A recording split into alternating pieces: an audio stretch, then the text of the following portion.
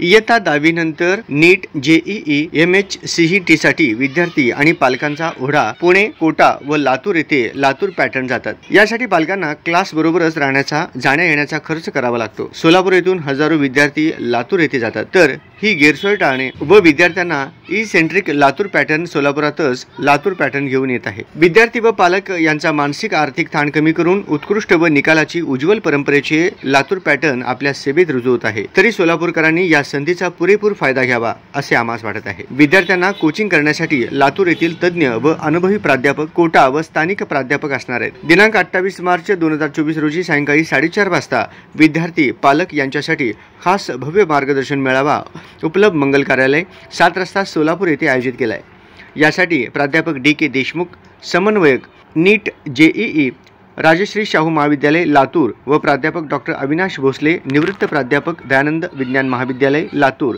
हे मार्गदर्शन करणार आहेत। येथे इसेंट्रिक लातूर पॅटर्न या नावाने 11वी-12वीच्या विद्यार्थ्यांसाठी खास कोचिंग क्लासेस चालू करतो।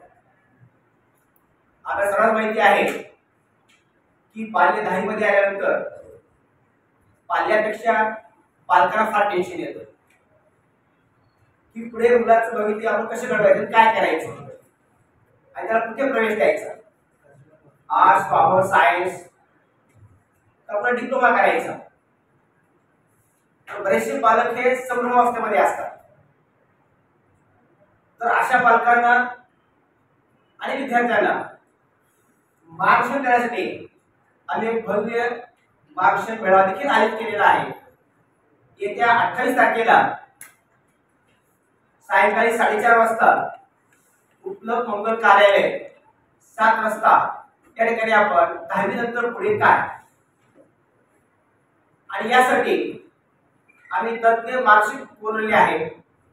प्राध्यापक DK देशमुख हे नीट कोऑर्डिनेटर आहेत।